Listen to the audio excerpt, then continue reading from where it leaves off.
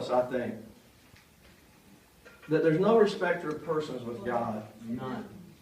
And nobody in this world has any more blessings than you do. It's just you aren't seeing them and you're not recognizing them, and some of you aren't using them. In Acts chapter 3, I want to start reading with verse 2. A certain man was lame from his mother's womb, and he was carried, whom they laid at the gate of the temple every day. And they laid him there so that he could ask alms, so that he could beg for something temporal.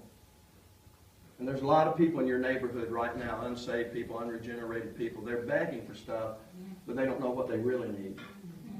And some of you, I'm going to be honest, Christians have learned how to use the Word of God to force God to give them things, and you're wanting things that really aren't near as necessary to you as something God has.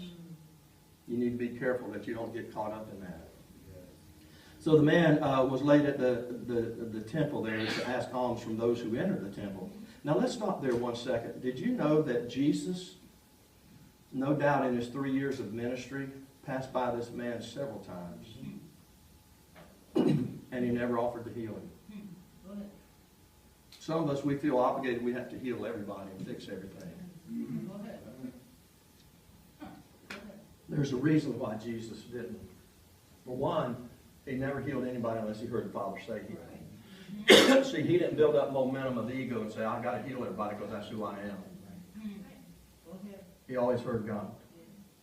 The second thing is, I believe Jesus knew, Mel, by a prompting of the Spirit, that there were going to be a couple of disciples that had failed him. See, all the disciples denied Jesus and failed, and Peter just did it bluntly.